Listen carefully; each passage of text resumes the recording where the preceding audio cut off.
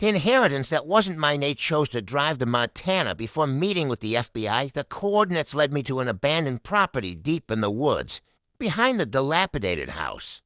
I found a storm cellar locked with a padlock that matched my key. Inside was a metal box containing my great-grandfather's journal and a letter from my grandmother addressed to me. The journal detailed how Richard Blackwood had actually been blackmailed by his partners into taking a fall for their collective scheme. He didn't flee with the money, he was murdered by his partners, who then framed him.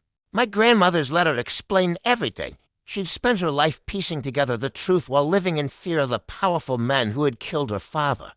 She'd carefully traced all the stolen funds, investing them conservatively with the intention of one day returning the money to the victims. Families with interest. The letter contained a detailed list of the original victims and their descendants, along with calculations of what each was owed with 70 years of interest. The total matched almost exactly the value of my inheritance she had planned this moment of justice for decades. I couldn't risk doing this while I was alive, her letter concluded.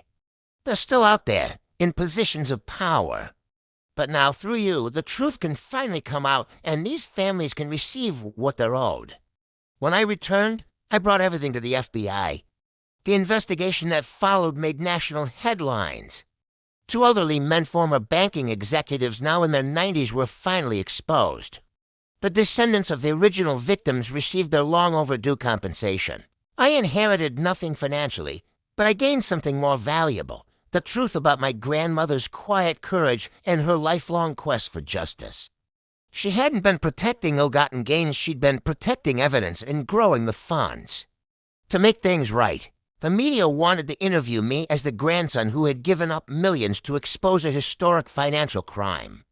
I declined. This wasn't about me. It was about the dozens of families who could finally close a painful chapter of their history. Sometimes at night, I still look at that photograph of my young grandmother standing beside her father. I wonder about the life she might have had if things had been different. About the burden she carried silently all those years. The greatest inheritance she left me wasn't money, it was the knowledge that it's never too late to right a wrong, even one that spans generations.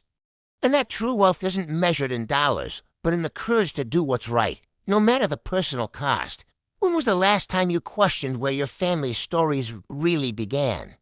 Sometimes the truth is buried deeper than we could ever imagine.